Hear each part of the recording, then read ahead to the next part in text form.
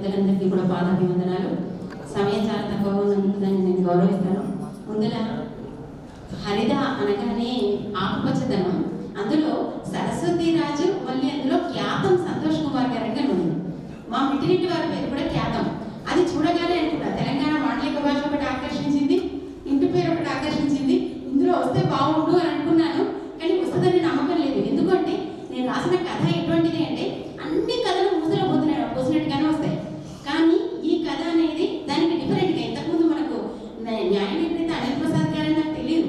అనిల్ ప్రసాద్ గారు చాలా ఆత్మీయులు. నాకు ఇక్కడికి వచ్చి ఆ స్టేజ్ మీద ఆయన అన్నీ చెబుతూ ఉంటే అప్పుడు తెలిసింది అసలు ఆయన న్యాయ నిర్ణేత అని.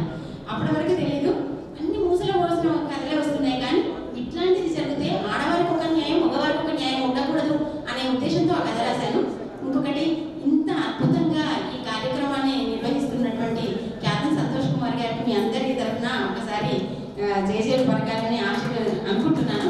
ఎందుకంటే కారణలేని కూడా ఆకారం లేని, ప్రాకారం లేని కూడా ఓంకారం లేని మంత్రం, సేవా నిరతి లేని వృత్తి, ఇవన్నీ ఎట్లనైతే నిరర్థకమో అట్లాగే పరోపకారం కానీ ఇట్లాంటి ఏదైనా చేయలేని జీవితం కూడా నిరర్థకం అంటారు. అటువంటి దాన్ని ఆయన చేస్తున్నారు. ఇది తప్పనిసరిగా హర్షించదగ్గ విషయము. మళ్ళీ ఇంతకుముందు మన కాలువలయ్య గారి అయితే ఎన్నిసార్లు కథలు చదివాము, ఎన్నిసార్లు సార్ గురించి అనుకున్నాం. ఇంత అద్భుతమైన కథాశిల్పం ఎలా చేస్తారని ఎన్నిసార్లు అనుకున్నాము. అటువంటి మహామహులందరినీ కూడా ఇప్పుడు వేదిక ముందర చూసే భాగ్యం కలుగుతుంది నాకు. నేను కరీంనగర్ నుండి వచ్చాను. ఎల్ఐసిలో లీగల్ మేనేజర్గా పనిచేస్తాను. నవలలో ఇంతకుముందు సార్ ఎవరో చెప్పారు, నవల కథ అన్నింటిలో నేను కథ లోపలనేమో కీర్తి పురస్కారం మన పొట్టి శ్రీరాములు యూనివర్సిటీ నుండి తీసుకున్నాను. కథలో స్వాతిలో అనిల్ అవార్డు వచ్చింది. ఎక్స్రే కథలో ప్రధాన అవార్డు వచ్చింది. కవితలో మన ఇంతకుముందు అంపశ్రీ నవీన్ గారి గురించి చెప్పారు, దాంట్లో ప్రధాన అవార్డు వచ్చింది నవలకి, ఫస్ట్ నవలకి. ఇదంతా వచ్చింది ఒక ఎత్తు. గొప్ప కోసం చెప్పట్లేదు, 60-70 వాటికి బహుమతులు వచ్చాయి, కానీ ఇక్కడికి రావడం ఒక ఎత్తు అనిపించింది. ఇక్కడికి వచ్చిన వాతావరణం ఫస్ట్ రోజే మన సార్ చెప్పారు, మన గురువు గారు నాగేశ్వర శంకర్ గారు చెప్పారు ఏమని అంటే, ఇదంతా చూస్తుంటే ఏ కేంద్ర సాహిత్య అవార్డు లాగానే కనబడుతుందని. అది నిజంగా అంత అద్భుతంగా చేశారు. అసలు రిసీవ్ చేసుకునే విధానం అయితే అసలు పడిపోతాం ఎవరైనా కూడా. ఆ విషయం అందరూ చెప్పారు, నేను కూడా చెప్పకపోతే మళ్ళీ దీనికి సార్థకత ఉండదు అని అనుకున్నాను. ఎంత ఆత్మీయం అంటే పుట్టింటి వాళ్ళలో ఆత్మీయంగా పిలిచినట్టుగా అనిపించింది. ఇక్కడికి రావడం నా అదృష్టంగా భావిస్తున్నాను. నాకు న్యాయ నిర్ణేతలకు అందరికీ కూడా నా హృదయపూర్వక ధన్యవాదాలు. ఇక్కడికి వచ్చిన మీ అందరికీ కూడా నేను చెప్పే మాటలు విన్నందుకు, ఈ దాంట్లో నాకు బాగా స్వామి కల్పించినందుకు అందరికీ కూడా హృదయపూర్వక ధన్యవాదాలు. అందరికీ నమస్కారం. నా పేరు బండారి రాష్ట్రం. నేను గరికపూస, నిప్పు మేకలు, బోస, వెలుతురు గవిలం అనే ఒక 4 కవిత్వ సంపుటాలు తీసుకొచ్చిన. దాంతోపాటు తెలంగాణ కవిత పెట్టు ఒక విమర్శ గ్రంథాన్ని రాసిన. ఇప్పుడు ప్రస్తుతం కవి సంగమం వేదికగా కవి చేరువాల పేరుతో ఒక కాలం రాస్తున్నా. సారంగ వెబ్సైట్లో అక్షరాల వెనుక ఒక కాలం రాస్తున్నా. కవి సమ్మేళనం ఫేస్బుక్ వేదికగా కొత్త బంగారం శీర్షికలో కూడా ఒక కాలం రాస్తున్నా. నేను కవిత్వము, కథ, విమర్శ 3 రాస్తున్నా. ఈ 3 కూడా తెలంగాణ భాషలోనే రాస్తున్నా. అంటే కవిత్వం, కథ రాయడం వేరు, విమర్శ కూడా మన తెలంగాణ భాషలో రాయడం, పలుకుల భాషలో రాయడం వేరు. అది సాధన చేస్తున్నా. ఇప్పుడు ఈ కథ గుజిబంధం అనే కథకు నాకు ఈ బహుమతి వచ్చింది. గుజిబంధం ఏంటంటే, ప్రతి ఊరిలో కూడా 80s కాలంలో ప్రతి ఇంటి నుంచి ఒక ఉద్యమంలోకి వెళ్ళినటువంటి నేపథ్యము నాకు పాకాల చుట్టుపక్కల నష్టమైన ప్రాంతాల్లో, వరంగల్ చుట్టుపక్కల గ్రామాల్లో ఉండేది. ఆ కథ నేపథ్యం కూడా అదే. అంటే ఇప్పుడున్నటువంటి పరిస్థితుల్లో ఒక నిజంగా ఒక విరోధాభాసన అనుకోవాలి. అంటే ఇప్పుడు అడవి నుంచి అందరేమో బయటకు వస్తారు, నా కథలోనేమో ఊళ్ళో నుంచి ఒక వ్యక్తి అడవిలోకి వెళ్తున్నాడు. అది కథ నేపథ్యం. Thank you. ఈ బహుమతి లభించినందుకు చాలా సంతోషంగా ఉంది. ఎవరో ఫోన్ చేసినప్పుడు నిజంగా ఆ స్వీట్ వాయిస్ ఎవరితో సార్, నిజంగా థ్యాంక్ యూ సార్. మా కాకతీయ యూనివర్సిటీలో ఒక మేడం ఉండేది. ఆ మేడం మాట్లాడతాను ఎంత స్వీట్గా అనిపించినాయి అంటే, అబ్బాయి ఈ మేడం చూస్తే బాగుంది, ఎట్లుంటుందో టీనేజ్ అమ్మాయి అనుకునేది. ఆ మేడం 50 సంవత్సరాలు దాకా ఉన్నది. నేను ఆ సార్ ఫోన్లో మాట్లాడుతుంటే ఇంత అద్భుతంగా, ఇంత స్వీట్గా మాట్లాడవాలి నిజంగా. Thank sir. ఇంకొక మాట చెప్పాలి ఏంటంటే సార్, ఇప్పుడు దేవరాజ్ మహారాజ్ సార్ గుడిసెకుంటే అది తెలంగాణ పలుకుల భాషలో వచ్చిన మొదటి పుస్తకం అని పుస్తకం పేరు మీద వేసుకున్నారు. ఇక్కడికి వచ్చిన తర్వాత ఈ చిత్రం మొదటి పుస్తకం అని అన్నారు. అంటే ఆ టెక్నికల్ విషయాలు నాకు తెలియదు. అంటే ఒకవేళ ఉన్న వ్యాసం రాస్తే ఈ విషయాలు ప్రస్తావించడానికి అవకాశం ఉంటుందని అడుగుతున్నా. అది మూడోది, నేను అన్నది మూడోది, తర్వాత కొలుపులో నెక్స్ట్ ఫోర్త్.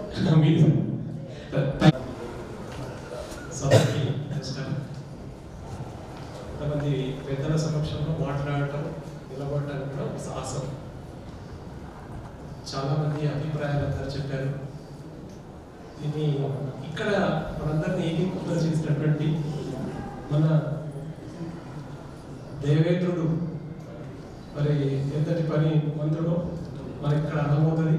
మరి వారి వెనుక ఉన్నటువంటి సంతోష్ గారు చాలా ధన్యులు.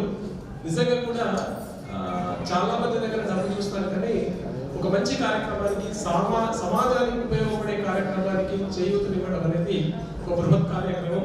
నిజానికి ఈ కార్యక్రమం ఇంకా ఇట్లాగే నిర్ణీకృత ఉత్సాహంతో కొనసాగాలని నేను కోరుకుంటూ, మరి హరిదార చైతన్య సంఘం మరి నిజంగా మొదట పెట్టుకున్న రోజు నేను వచ్చాను.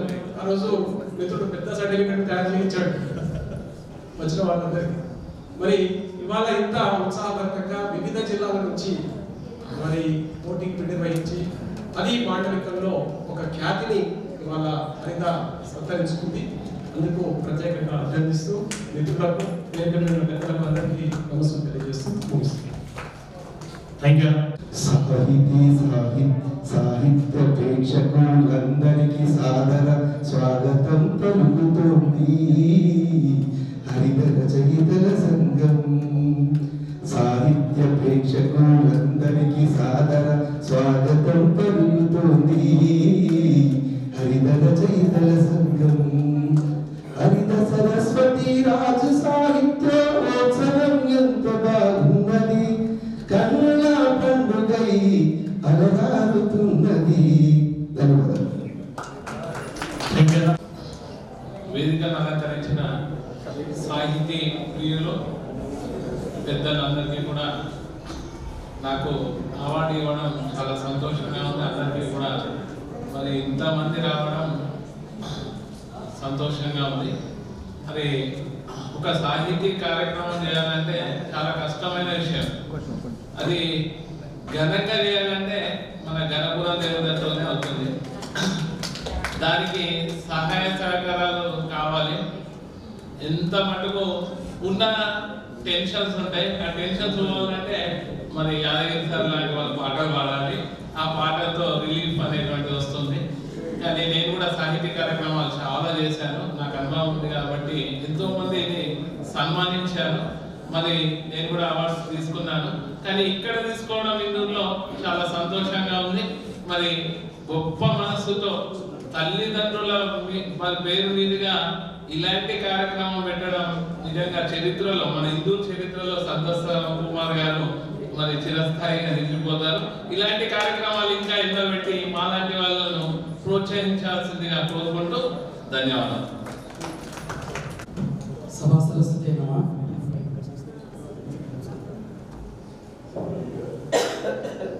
హరిత రచయితల సంఘం మరియు సరస్వతి రాజ్ సంయుక్తంగా నిర్వహిస్తున్నటువంటి ఈ సాహిత్యోత్సవాల్లో విచ్చేసినటువంటి అతిథులందరికీ కూడా నమస్కారాలు. అదేవిధంగా ఈ కార్యక్రమానికి విచ్చేసినటువంటి పాఠకులకు, సాహితీ ప్రేమికులందరూ కూడా శుభాకాంక్షలు. ఈ కార్యక్రమాల్లో యువ కవి అనేటువంటి పురస్కారానికి నన్ను ఎంపిక చేసినటువంటి పెద్దలందరికీ కూడా శిరస్సు నుంచి పదవివందనం తెలియజేస్తున్నాను. అదేవిధంగా వాస్తవంగా ఇలాంటి వాటిలో మాట్లాడాలంటే ఆల్రెడీ చూస్తున్నటువంటి మైక్ కదులుతుంది, లోపట్లో కదులుతుంది. కాబట్టి జనరల్గా కొంతమందికి రాసేటువంటి అలవాటు ఉంటుంది, మాట్లాడేటువంటి అలవాటు ఉండదు. అందుకే అప్పట్లప్పుడు మనకి ఇప్పుడు మాట్లాడాలన్న విషయాన్ని అది చెప్తా అంటే రాసుకుంటేనే నాకు ఎందుకో వస్తుంది అది. అందుకే విత్ యువర్ పర్మిషన్ సార్, నవ్య భారతి సాహిత్య సృజనకు వారధి. ఈ చల్లని చలికాలంలో చల్లగా, మెల్లగా, త్రిల్లుగా, జిల్లుగా, విల్లుగా, హరివిల్లుగా సాగుతున్న సరస్వతి రాజ్ హరిత సాహిత్యోత్సవాలు నిర్విరామంగా, నిరాటకంగా అదేవిధంగా నిర్వచనంగా కొనసాగుతూ ఉండాలని మనస్ఫూర్తిగా కోరుకుంటున్నాను. ధన్యవాదాలు. ఓం నమస్తే సభాయ నమః. వందే గోమాతరం, జై తెలంగాణ. సభల వాసీనులైన అందరికీ నమస్కారాలు, ఆశీర్వదించాలి. ఈ యొక్క దయానంద సరస్వతి 200 సంవత్సరాలు జయంత్యుత్సవం జరిగినందుకు నన్ను ఎంపిక చేసుకొని నన్ను సన్మానిస్తున్నందుకు ధన్యవాదాలు. అయితే ఇక్కడ మనము తెలంగాణ భాష గురించి మాట్లాడుకుంటున్నాము. తెలంగాణ లోపల మనం ఎలా ఉంటున్నాము, ఎలా బతుకుతున్నామన్న బతుకు గురించి మనం ఈ యొక్క కవితల ద్వారా తెలుసుకోగలుగుతున్నాము, రచనల ద్వారా తెలుసుకోగలుగుతున్నాము. అదేవిధంగా తెలంగాణ లోపల మరుగున పడుతున్న వైద్య వృత్తి కానివ్వండి, కుల వృత్తులు కానివ్వండి, ఇవి కూడా మరుగున పడిపోతున్నాయి. ఏవైతే కులాలకు అవి కంటిన్యూగా ఉండేటియో దాని నుంచి తప్పించిపోయి వేరే కులాలకు మారిపోతున్నాయి. అదేవిధంగా వైద్య వృత్తి కూడా అలానే తయారైపోయింది. దాంట్లో నేను ముఖ్యంగా ఈ మధ్య నేను చేస్తున్నది పని దేని మీద అంటే నావి చికిత్స. ముందు కాలం లోపల తెలంగాణలో ఎంతమంది అయితే ఉన్నారో అందరికీ కడుపులు వచ్చినప్పుడు ఇంట్లో ప్రతి ఒక్కరి ఇంట్లో ఒక వైద్యులు ఉండేవారు. ఆ తాత కావచ్చు, అమ్మమ్మ కావచ్చు, నాయనమ్మ కావచ్చు. ఏం చేసేవారు? కడుపులు వస్తుందని అంటే ఏం చేసేవారు? మన మక్కి జరిగింది, ఒడ్డు జరిగింది అని అనేవారు అప్పట్లో. అయితే 30 seconds. ఓకే. నేను ఎందుకు చెప్తున్నాను ఈ విషయం గురించి అంటే మనం ఎన్ని ట్రీట్మెంట్స్ తీసుకున్నా కానీ ఎండ్ ఆఫ్ ది డే మన యొక్క పాత సంస్కృతి అంటే మన పాత పద్ధతుల లోపల మన యొక్క వైద్య వృత్తి జరిగేది. ఆ వైద్య వృత్తిని మర్చిపోవద్దని చెప్తున్నాను. ఇక సమయాభావం ఉండడం వల్ల మాట్లాడలేకపోతున్నాను. జై జై తెలంగాణ.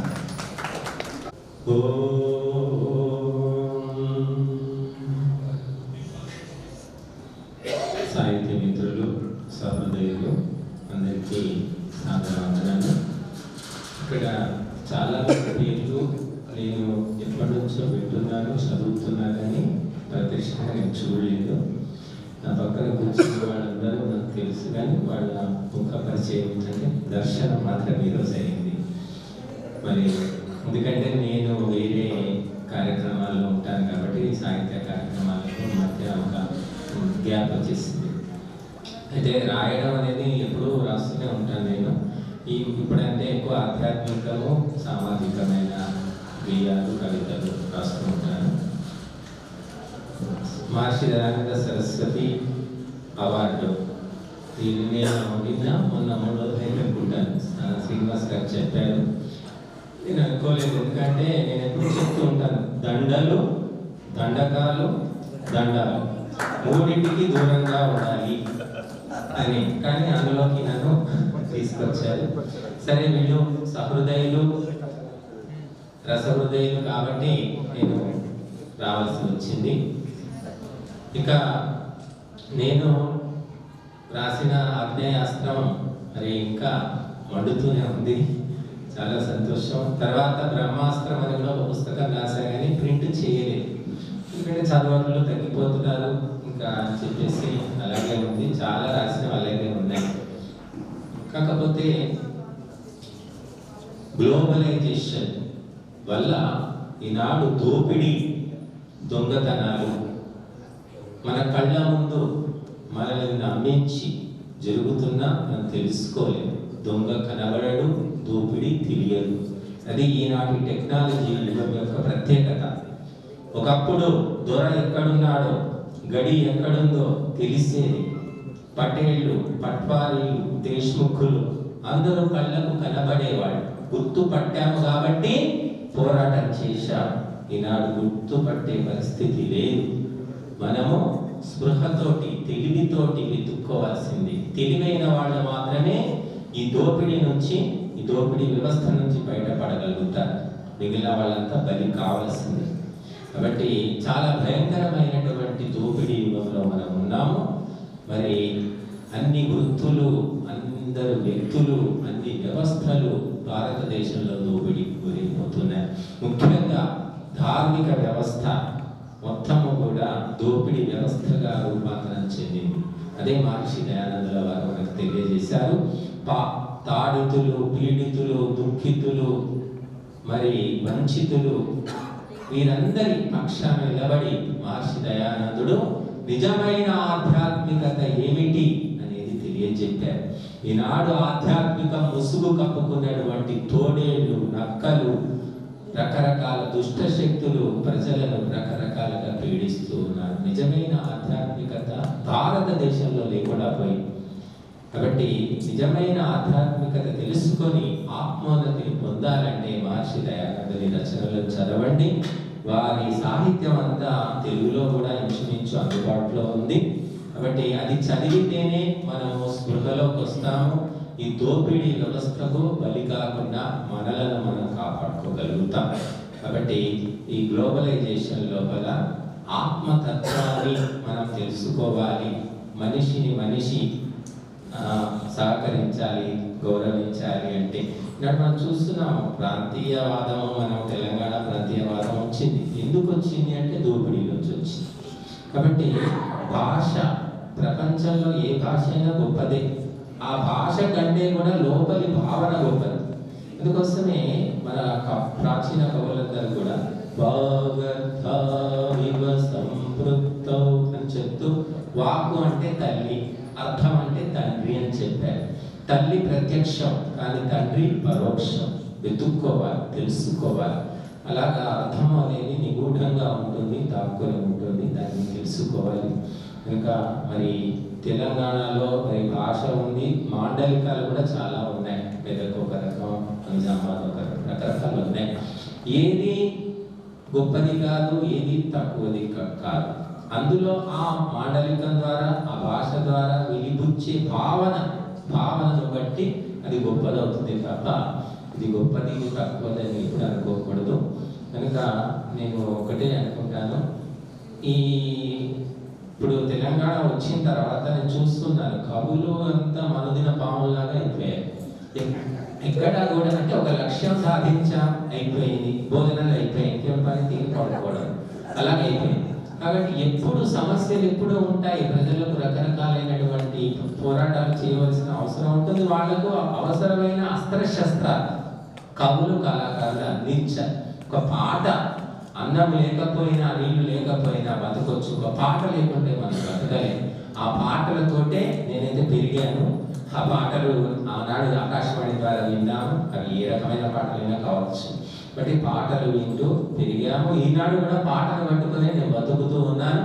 నేను ఎప్పుడు ఎక్కడ వాహనంలో ప్రయాణించినా పాట అనేది మోగుతూనే ఉంటుంది. విమలక్క పాటలు వింటాను, గద్దర్ పాటలు వింటాము, అన్ని రకాల పాటలు వింటాను. నేను ఈ పాట వినాలి, వినకూడదని ఏం లేదు. ఆ పాట వెనక ఉన్నటువంటి విశ్వజనీయ భావనను మనం తెలుసుకోవాలి. గద్దర్ పాడినా, ఘంటసాల పాడినా ప్రజోపయోగం కోసం, ప్రజోద్ధరణ కోసం, ధర్మోద్ధరణ కోసం అనేది మనం తెలుసుకొని దాన్ని మనం స్ఫూర్తిగా తీసుకొని ముందుకు నడవాలి. కాబట్టి కవులు, కళాకారులు అందరూ కూడా మేల్కొని మళ్ళీ కళలకు పదును పెట్టి ఈ కొత్త తెలంగాణలో, స్వతంత్ర తెలంగాణలో ఉన్న సమస్యల గురించి నినదిస్తారని ఆశిస్తున్నాను. ముఖ్యంగా ఆధ్యాత్మిక రంగంలో దోపిడీ తెలుసుకోవడానికి మహర్షి దయానందుని రచనలు మీరందరూ కోరుకుంటున్నాను. చెప్తాను. కూలగొట్టండి, పాడగట్టండి, తరిమి వేయండి, తగలబెట్టండి, పాడుబడ్డ ఈ వ్యవస్థను, పీడలు పంచే ఈ అవస్థను కూలగొట్టండి, పాడగట్టండి, తరిమి వేయండి, తగలబెట్టండి. ధన్యవాదాలు. మీరు సంతోష్ కుమార్ గారు ఇక్కడికి వచ్చాక నేను తెలుసుకున్నాను. ఎందుకంటే సాహిత్యాన్ని పోషించవలసింది జమీందారులు, రాజులు ఒకప్పుడు. కానీ ఇప్పుడు మరి ప్రజా హృదయాన్ని తెలిసినటువంటి ఇటువంటి ప్రజా సేవకులు, విద్యా హృదయ సహృదయులు మాత్రమే. కాబట్టి వారికి నేను ప్రత్యేకంగా ధన్యవాదాలు చెప్తున్నాను. నమస్కారం. ఇక్కడున్న పెద్దలందరికీ కూడా నమస్కారం. సో మేము గొప్పగా మాట్లాడలేము, కానీ ఈ అవార్డు ఇవ్వడానికి కారణము రెండు ముక్కలు. మా పేరెంట్స్ అయితే చిన్నప్పటి నుంచి మాకు మా తమ్ముడు అక్కడ ఉంటాడు, శిరీష్ ఒకటే మాట చెప్పాడు, నేను మిడిల్ క్లాస్ అయితే లెస్ దాన్ మిడిల్ క్లాస్, చిన్న ఫ్యామిలీ. నేను పుట్టే టైంకి హైదరాబాద్ వెళ్ళిపోయారు పేరెంట్స్, నిజామాబాద్ వచ్చేవాళ్ళు. ఒకటే మాట చెప్పేవారు, మీ జీవితాలు మారాలంటే చదువుకోవాలని. చదువు ఒకటే చెప్పారు, లైఫ్ చేంజ్ అవ్వాలంటే చదువుకోండి. మేము అంతకంటే మీకు ఏం కొలేమని చెప్పేవారు. చదువుకోవాలంటే ఏం చదువుకోవాలి తెలియదు, చదువుకోవాలంతే. ఏది పడితే చదువుతుంది. అది ఆంధ్రభూమి పుస్తకం కావచ్చు, నవల్స్ అవ్వచ్చు, చందమామ, ఆల్ ద లిటరేచర్. మా అమ్మ ఏంటంటే విపరీతం చదివేది పుస్తకాలు. మేము రాసినప్పుడు ఆ స్పెల్లింగ్స్ కూడా పర్ఫెక్ట్గా కరెక్షన్ చేస్తుండే. ఇది తప్పు, దీర్ఘం పెట్టాలి, ఒత్తులు పెట్టాలి, అది పెట్టాలి, అంత పర్ఫెక్ట్ చేసేది. నాకు తను ఎంతవరకు చదువుకున్న విషయం నేను 10th తర్వాత తెలిసేది. 3rd క్లాస్ వరకు చదువు, ఓన్లీ 3rd క్లాస్. మా ఫాదర్ జస్ట్ ఇంటర్మీడియట్ చదివినాడు. కానీ మా ముగ్గురిని కూడా కంపల్సరీ చదవని చెప్తే మా ముగ్గురు స్టేట్ ర్యాంక్స్ వచ్చినాయి. మాకు ఎలాంటి ఆస్తులు ఇవ్వలేదు కానీ ఈ చదువు అనేది ఇచ్చేది మాకు. సో అదొకటి అయితే. రెండోది, ఈ మధ్య నేను 10th తెలుగు చదవడం మానేసి 86, అంటే ఆ తర్వాత ఇంజనీరింగ్ అవ్వచ్చు, తర్వాత తెలుగు టచ్ లేదు నాకు. కానీ ఇప్పటికి కూడా ఒక స్పెల్లింగ్ మిస్టేక్ కూడా రాగలుగుతాను. ఇది ఏంటంటే అప్పుడు చదివిన చదువు అంతే. అట్లాంటి రీడింగ్ చేసినప్పుడు ఆటోమేటిక్గా రాసేటప్పుడు ఎంత చదివినామంటే రాసేటప్పుడు తప్పు రాదంతే కదా. సో ఇప్పుడున్న పిల్లలు స్పెల్లింగ్ మిస్టేక్ బాగా ఎందుకు చేస్తున్నారంటే దే ఆర్ మిస్సింగ్ రీడింగ్. అసలు చదవడం మానేసి. సో అదొక పెద్ద ప్రాబ్లం జరుగుతుంది ఇప్పుడు జనరేషన్. చాలా మంది టీచర్లు ఉన్నారు, వాళ్ళంతా చెప్పొచ్చు. డిగ్రీ అయిన తర్వాత వాళ్ళు ఒక సెంటెన్స్ కరెక్ట్ రాయలేకపోతున్నారు. The reason they are not expose to reading. అదొకటి. రెండోది అండి, నేను రీసెంట్గా కొన్నిసార్లు ఈ సోషల్ మీడియాలో కొందరి రాతలు చూసినప్పుడు ఆ భాష చూస్తే మా అమ్మ మాట్లాడినట్టు అనిపించింది. సో అప్పుడు అర్థమైంది, తెలంగాణ అనేది ఒక భాష కాదు, అది అమ్మ భాష. సో అది మోస్ట్ ఇంపార్టెంట్. అప్పటి నుంచి మా భాష ఎప్పుడో మారిపోయింది. తెలంగాణ అర్థంగా మాట్లాడలేని కావచ్చు, కానీ ఐ లవ్ ఇట్. సో ఎప్పుడైతే ఈ అవార్డులు ఇద్దాం అనుకున్నానో మన దేవేంద్ర అన్న ఒకటే మాట అన్నాడు, మన తెలంగాణ భాషలో ఉన్న వాటికి ఇద్దాం. వాటికి ఇమ్మీడియట్ నాకు అనిపించింది అదే దట్స్ ద ఓన్లీ వే మా పేరెంట్స్ని గుర్తుపెట్టుకోవచ్చు అంట. సో థ్యాంక్స్ అన్న ఈ ఆపర్చునిటీ. మీరందరికీ కూడా ఇంత 100 మంది పైన సాహితీవేత్తలు అందరూ కూడా ఈరోజు ఇక్కడ వచ్చి నేను ఇంత సక్సెస్ఫుల్ చేసినందుకు రియల్లీ గ్రేట్. అండ్ ఒక చాలా చిన్న పాయింట్, దాదాపు 70 కథలు, 60 points. అయితే ఒక చిన్నది, వీటన్నింటినీ ఒక బెస్ట్ 20-25 తీసుకుని బుక్ వేసుకుంటే బాగుంటుంది ఎవ్రీ ఇయర్. సో దానికి ఏమైనా అవసరం ఉందంటే నేను ముందుకు వస్తాను. ఇది రికార్డ్ అయిపోతా ఉంటుంది ఒకసారి. సో కొన్ని రోజులు చూస్తే మన సాహిత్యాన్ని మనం రికార్డ్ చేసినట్టుగా ఉంటుంది. కాబట్టి అన్న మీరు నేనేది చేయలేను, కానీ మీరు చెప్తే అనిల్ సార్ ఇక్కడ పబ్లిషర్ లేరా, మా మిత్రుడు పబ్లిషర్ అయినా. సో ఎవ్రీ ఇయర్ ఒక బుక్ రిలీజ్ చేసుకుంటే ఆ బెస్ట్ పుస్తక కథలు కూడా రికార్డ్ అయిపోతుంది sir. So thank you. And ఈ ఆపర్చునిటీ ఇచ్చినందుకు మీ అందరికీ ధన్యవాదాలు. Thank you. వచ్చిన రచయితలందరి మనసులో అదే ఉంది అన్న చెప్పేసిండు. సో నెక్స్ట్ December 4th వరకు పుస్తకం తీసుకుందాం. నెక్స్ట్ December 4th ఈ సంకలనం release and next award function పేరిట మిత్రులతో కలిసి చేనేత కథలు సంకలనం చేసింది. మరుగునపడ్డ తొలితరం తెలంగాణ కథకుల సూచి దస్త్రం వెలువరించింది. ప్రపంచ తెలుగు మహోత్సవ సందర్భంగా తెలంగాణ నవల చరిత్రను రాసింది. వీరు సింగిడి అనే రచయితల సంఘాన్ని వెలుగులో తీసుకొచ్చి వారు చక్కగా అందరి హృదయంలో సింగిడి పిలుస్తున్నటువంటి దీపు అభినందనీయం. వీరు హైదరాబాద్ సిర్ఫ్ హమారా అనే పుస్తకాన్ని రాసిండు. మరి తెలంగాణ పత్రికా రంగ చరిత్ర శబ్ద Vishnu చిత్రీకరణలో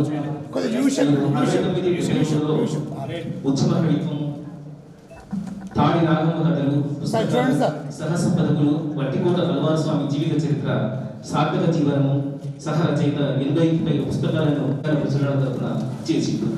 Telangana history society single కూట తరఫున అనేక కార్యక్రమాల నిర్వహణలో ప్రధాన భూమిక పోషించింది. తెలంగాణ చరిత్ర, సంస్కృతి, సాహిత్యము, అభిమాన విషయాలుగా అనేక పరిశోధన పత్రాన్ని, వ్యాసాన్ని వెలువరించింది. దుర్బిని తెలంగాణ వ్యాసాల పుస్తకాన్ని తెలుగు అకాడమీ మంగళవారిచారు.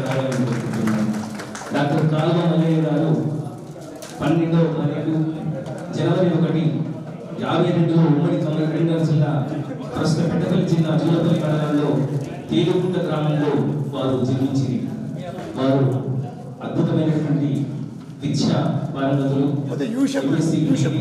ఎంతో గొప్పగా వీరు స్వీకరించడం జరిగింది. వీరు మధ్యతరగతి కుటుంబీకులు. వీరు గొర్రెల కాపుల కుటుంబంలో జన్మించారు. తల్లి కాల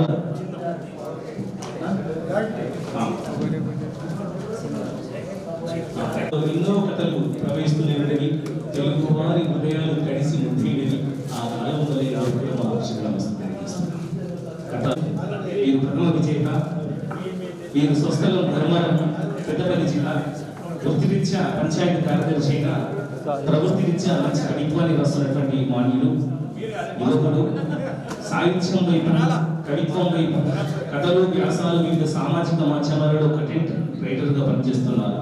మనిషి పడిపోతున్నప్పుడు పట్టుకునేది, కష్టసుఖాలను కూడా భాషగా నిలిచి భరోసా ఇచ్చేది అక్షరమే అని నమ్మినవాడు అక్షర పిపాసి, ప్రతికంగా సాహిత్యమై సంపూర్ణమై విజృంభిస్తుందని నమ్మేవాడిని నిండుగా వీరిని ఈ సభ హృదయపూర్వకంగా వారిని ఆశిస్తూ సదా మంచి కవిత్వం కాలం నుండి చాలుబారాలని, మీరు కవిత్వం పచ్చగా ఉండాలని కోరుకుంటూ కదిలించే కవిత్వం రాస్తూ ఉండాలని కోరుకుంటున్నాము. కవులు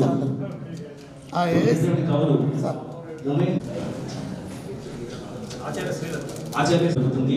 మరి ఆ ఆచార్యుడికి మనమందరం అక్షర నమస్తే తెలియజేస్తూ మా హరిగా పరివారము, మా జ్యేష్ఠులు, మా శ్రేష్ఠుని అందరూ కలిసి వారికి అభివృద్ధిలో సహకరిస్తున్నారు. ఒకసారి ఆచార్య నరేంద్రకు తెలియజేస్తూ వారి యొక్క ఆశీస్సులు మనందరిపై ఉండాలని కోరుకుంటూ సదా నమస్కారం.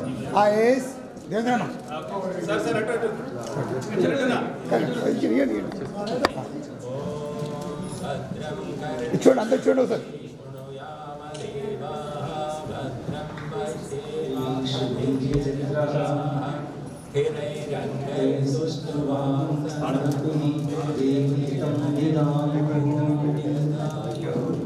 ఇప్పుడు మిత్రుడు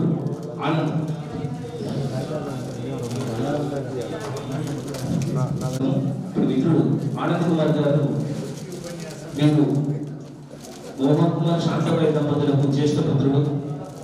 మీరు బ్యాచులర్ ఆఫ్ ఆర్ట్ పూర్తి చేశారు. పంచమేళ తరగతి ద్వారా మాస్టర్ ఆఫ్ డిగ్రీ కూడా పొందారు. వీరు సంహార క్రియ ద్వారా ఎంతో మందికి శరీర సంస్థితికి తెచ్చి విద్యా స్నాతకులు. ప్రస్తుతం ఇందూరు మరియు హైదరాబాద్లో పంచగవ్య చికిత్సాలయం ద్వారా ఎంతో మందికి సేవలు అందిస్తూ చేస్తూ నావీ చికిత్సను అందిస్తున్నటువంటి మాన్యులు. మూలధనతో స్వీయ నిర్మిత వైద్యంతో 19,000 మందికి ఇప్పటి వరకు చికిత్స అందించినటువంటి గొప్ప డాక్టర్ గారు. మరి వీరు రోగాంతకులు. మరి ఎందరో వీరి అమృతస్థల ద్వారా నిజములు చేస్తూ వారికి ఆ ఆదర్శ దంపతులు ఆ రోగాన్ని తప్పిస్తూ చావును చంపేస్తూ అందరినీ ఆయుర్వేదాన్ని చేసినటువంటి మానవులు మిత్రుడు డాక్టర్ ఆనంద్ కుమార్ గారికి వీరు మనోచికిత్సకులు. అదేవిధంగా సమాజానికి కూడా చికిత్స చేస్తున్నారు. కవిత్వం ద్వారా చికిత్స చేసి ఒక గీటురాయి లాంటి వ్యక్తులను అందించి చక్కని కవితా విజేతలను అందించినటువంటి మాన్యులు డాక్టర్ చమన్ సార్ గారికి మా అలిగా పరివారం వినయపూర్వకంగా వారి కంట సీమను పుష్పాలతో అలంకరిస్తున్నారు. మరియు వారికి పుష్పగుచ్చం మరి మా జ్ఞాతికను అందుకున్న పరివార సదస్సులు, మా జ్యేష్ఠులు, శ్రేష్ఠులు అందరూ మంత్రముగ్ధమై ఆ ఛాయాచిత్రంలో బంధించండి ప్రేమ.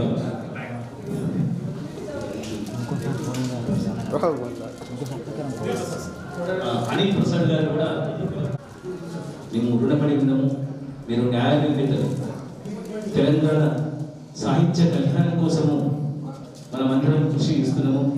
ఆ కృషిలో భాగంగా మీరు చక్కని పాత్ర పోషించి కథా విజేతలను వెలుగులోకి తెచ్చినటువంటి మాన్యులు మా అనిల్ ప్రసాద్ గారికి మా హృదయపూర్వకంగా అక్షర నమస్తే తెలియజేస్తున్నాను. చూడండి సార్, చూడండి సార్.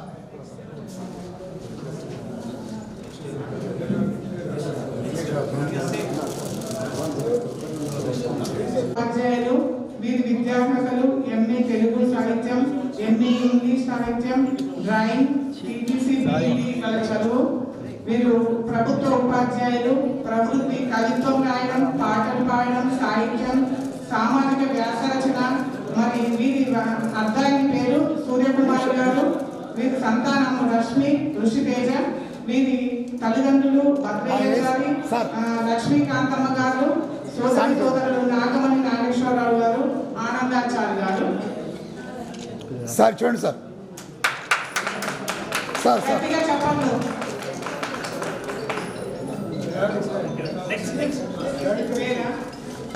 లెక్చరర్గా పనిచేశారు. ప్రస్తుతం హైదరాబాద్ లో ఉంటూ సినిమా ఇండస్ట్రీలో దర్శకుడిగా ప్రయత్నిస్తున్నారు. గతంలో రచయిత దర్శకుడిగా గప్చుప్ అనే వెబ్ సిరీస్ యూట్యూబ్ లో కోసం చేశారు. చరిత కామాక్షి అనే సినిమాకి రచయితగా పనిచేశారు.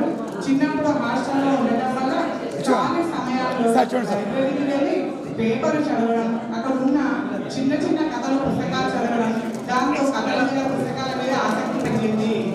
ధన్యవాదాలు సార్. తర్వాత 1987లో జాతీయ కవిత ఎన్నికైన జాతీయ కవి సమ్మేళనలో పాల్గొనడం, వివిధ పత్రికల్లో కథలు, కవితలు, వ్యాసాల ప్రచురణ. ఈయన ఇష్టాలు కథలు, కవితలు రాయడం, బోధన.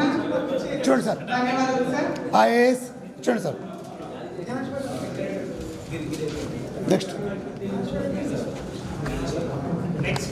ఉపాధ్యాయులు సాధన శ్రీమతి పుష్పలత. మీరు పుట్టినటువంటి వినోద, నవీపేట్ మండల్, నిజామాబాద్. ప్రస్తుత నివాసము నిజామాబాద్ హిందూలోనే. ఆయన పురస్కారాలు కళానిలయ సరస్వతి కళావాచస్పతి, వ్యాసపూర్వాచ్య రాష్ట్ర స్థాయి సాహిత్య పురస్కారము, గిడుగు రామూర్తి. సార్ ఈ సుందరంగంలో సార్కి అభినందనలు తెలుపుతూ నెక్స్ట్ కళాగోపాల్ మేడం గారికి సభావేదికపై స్వాగతం. కళాగోపాల్ మేడం ఈ నిజామాబాద్ జిల్లా వాసి.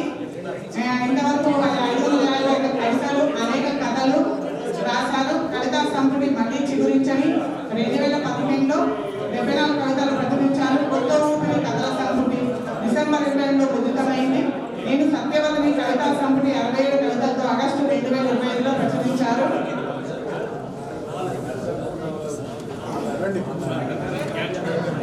సామి ముందుకు రండి, మీరు కొద్దిగా సార్. శ్రీ పెద్దపల్లి యాదగిరి గారు. అది చూడండి, అందరు చూడండి.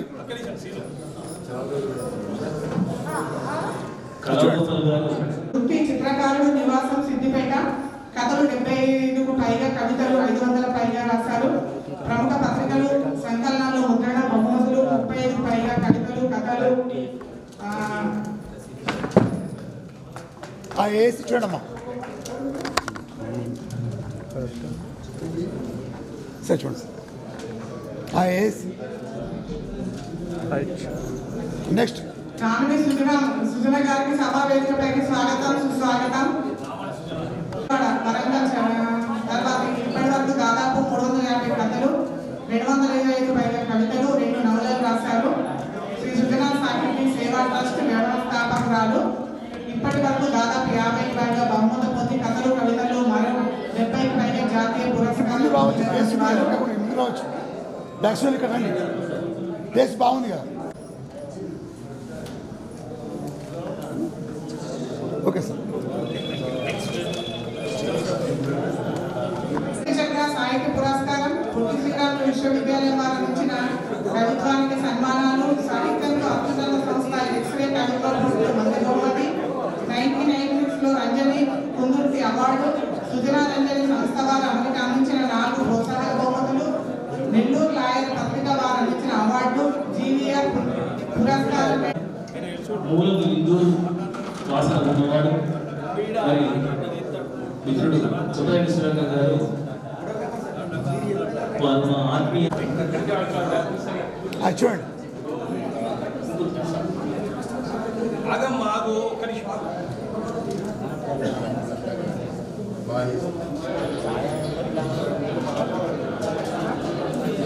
చూడండి ఒక ప్రశంసా పత్రము ఒక షాల్ సార్ చూడండి సార్ డాక్టర్ సబ్బరి లక్ష్మీనారాయణ గారు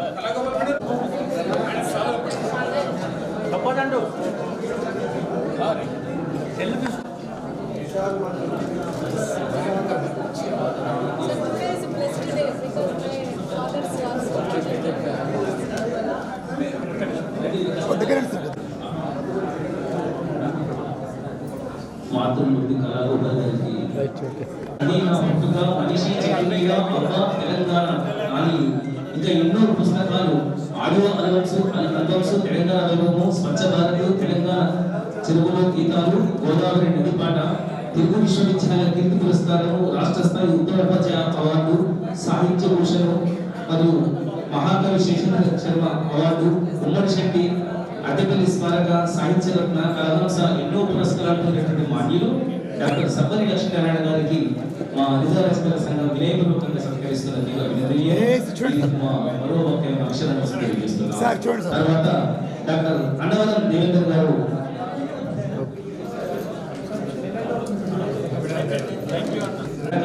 మంగమ్మదోడ లేబర్ అడ్డ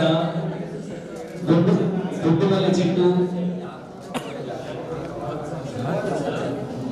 దువ్వకుండ ఇంటి దీపము మహాత్మా జ్యోతిబా ఫులే ఫెలోషిప్ రజని కుందుర్తి శ్రీ అలిశెట్టి ప్రభాకర్ స్మారక అవార్డు కవయిత్రి ముల్లా కళావంశ అక్షర శిల్పి ఎన్నో పురస్కారాలు పొందినటువంటి మాన్యులు పూర్తి గారు నిజంగా అన్న గొంతు చాలా అద్భుతంగా ఉంటుంది.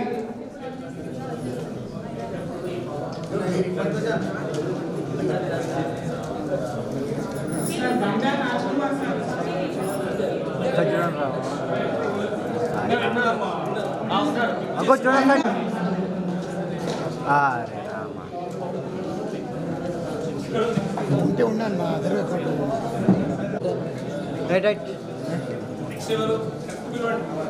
బండారు రాజ్ కుమార్ గారికి సభ గోస రత్న కవిత్వం 2016 నాలుగు మెంతూరు రత్న కవిత్వం 2018 తెలంగాణ కవిత్వ కవితా విమర్శ 2023.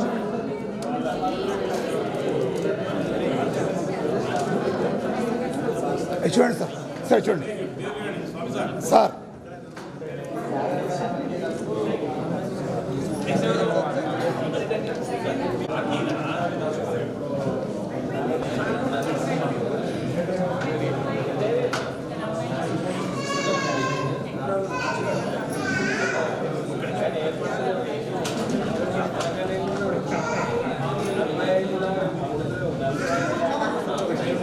తర్వాత సిరిమలింగ రవీంద్ర తర్వాత మిత్రుడు మట్టు సీతారాజు గారు చూడండి సార్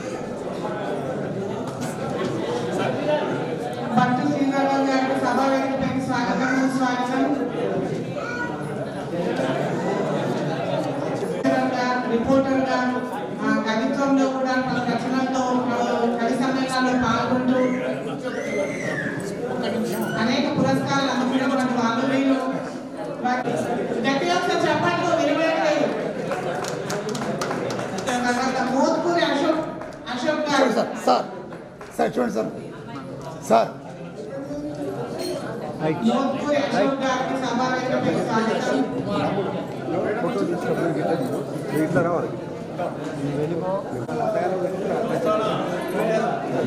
తెలంగాణ భావజాలంతో చాలా చక్కని కవితలు కథలు అశోక్ కుమార్ గారు మన యాసలు భాషలో తెలంగాణ భావం పట్ల మంచి భావనతో ఉన్నవారు చేసేటువంటి శ్రీ గోకుల అశోక్ గారు ధన్యవాదాలు. మంచి పాలకులు కావాలని, మంచి నాయకులు కావాలని, మంచి నేత కావాలని, మంచి ఉత్తమ సర్పంచ్ కావాలని, ఉత్తమ సర్పంచ్ కావాలని కోరుకుంటూ వాడి గ్రామానికి సేవలు అందించాలని కోరుకుంటున్నాము. మిత్రుడు కనక రమేష్ గారికి అభినందనలు. ఇప్పుడు మిత్రుడు ప్రచారంలో ఉన్నా కూడా మనకు వచ్చాడు. మళ్ళీ వచ్చే అవార్డు సర్పంచ్ గా రావాలని కోరుకుంటున్నాను.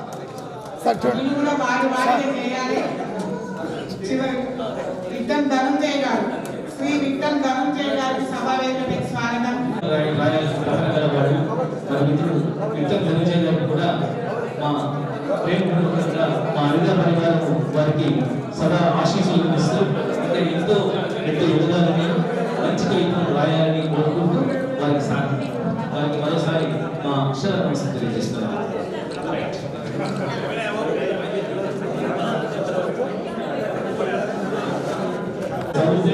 సంస్కారవంతులు మంచి పాటలకు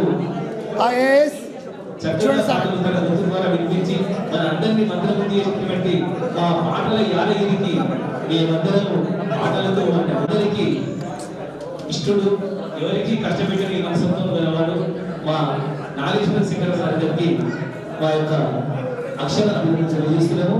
మా అభివృద్ధి చైతన్యం చేసినటువంటి మాన్యులు ధన్యవాదాలు. వ్యక్తి ఉన్నాడు అంటే తిరుమల శ్రీనివాసార్య. కొంచెం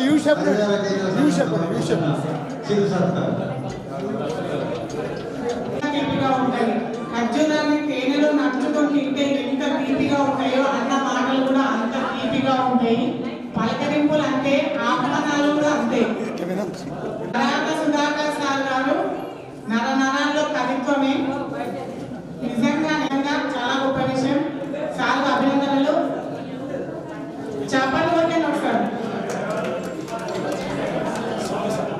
స్వామి సార్ గారికి బ్యాంక్ స్వామి సార్ గారు నిజంగానే ఎంత ఉద్రిక్తంగా ఎంత ఒత్తిడి ఉన్నా ఏమున్నా ఎంత దూరంగా ఉన్నా మనం ముందు పెళ్లి కార్యాలలో చూడండి సార్ దూర భారమనగా ధైర్యంతో వీడంగా తమరు కార్యం అంటూ తలపరయ్యాను రాస్తుంది. అలా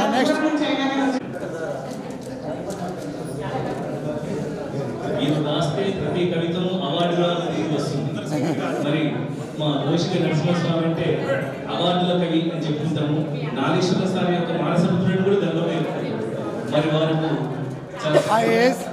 బ్యాంక్ ఉద్యోగం చేస్తూ లక్షలు పంచుతూ లక్షణంగా ఉండేవారు. అందుకే అతను మంచి బ్యాంకర్ అయ్యారు. అలాంటి బ్యాంక్ ఉద్యోగం సంతోషంగా అనుభవించాలి. రెండవది దానం వల్ల చేయాలి. ఇవన్నీ చేయకపోతే తొందరపడాలి. మరి మీరు అపురూపంగా మీరు లక్షల నుండి లక్షలతో వ్యవహారం చేసిన భాగ్యులు. మరి ఈ కార్యక్రమానికి చక్కగా మూమెంట్ ఇవ్వండి. సంతోషంగా 24 క్యారెక్టర్లు శిరీష్ అది సుగంధముని శిరీష్. మరి శిరీష్ గారు వాళ్ళ అమ్మ నాన్న పేరు మీద ఇలాంటి అవార్డులు ఇవ్వడం వారికి నిజంగా రామలక్ష్మణుడు ఏకమనస్కులు చూడండి సార్ ఒకసారి చూడండి సార్. తర్వాత మిత్రుడు గంగాధర్ సుందరి సుందరి గంగాధర్ మా హరిత సంఘానికి వీళ్ళని సక్రమంగా సన్మానం చేయండి సార్. వీళ్ళు మరో కార్యక్రమానికి బూస్ట్గా ఉంటారు. చూడండి సార్ ఫోటో తీయండి సార్. మా హరిత ఫోర్స్ ధన్యవాదాలు. తర్వాత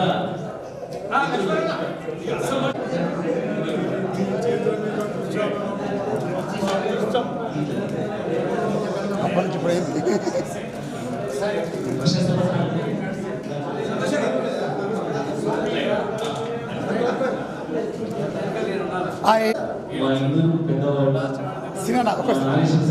సార్ 1 సెకండ్ సార్.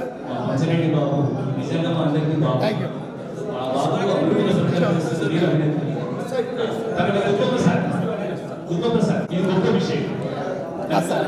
అయ్యప్పకు కూడా మేము మా అందరి చిత్ర సంఘము అపురూపంగా సత్కరిస్తున్నది. వారికి ఫలము వస్త్రము జ్ఞాపికము శిరీష అందిస్తున్నారు. ధన్యవాదాలు. అపురూపమైనటువంటి ఆస్తి మా అయ్యప్ప. ఏ పని చేసినా అయ్యప్ప అయ్యప్ప నుంచి సాగిస్తుంది. రెడీ తర్వాత వారిని అపురూపంగా సత్కరిస్తున్నారు. వారికి మా శిరీష గారు జ్ఞాపకాలు అందిస్తున్నారు.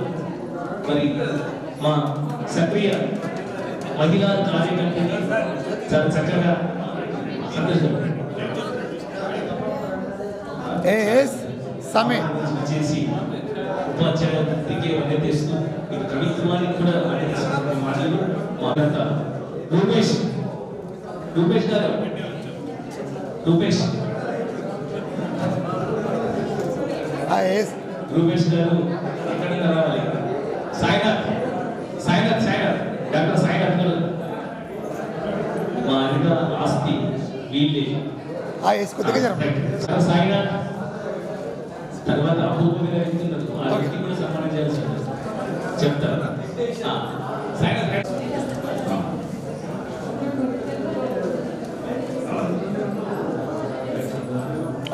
చూడండి సార్, చూడండి సార్, 1 సెకండ్. సినా 1 సెకండ్.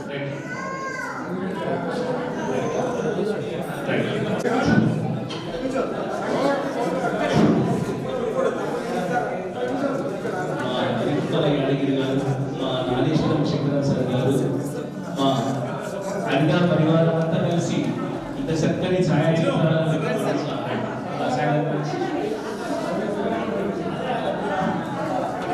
మిత్రుడు ఎన్నో మంచి ఫోటోలు తీయాలని అభినందిస్తూ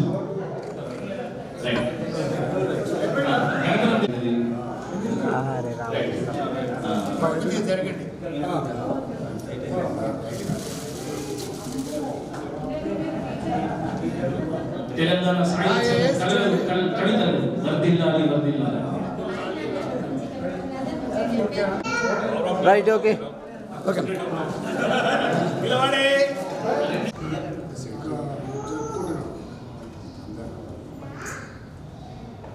రెడీ సార్.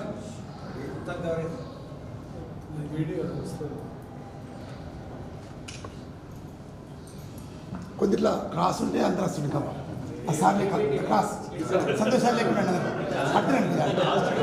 ఇచ్చుకోండి.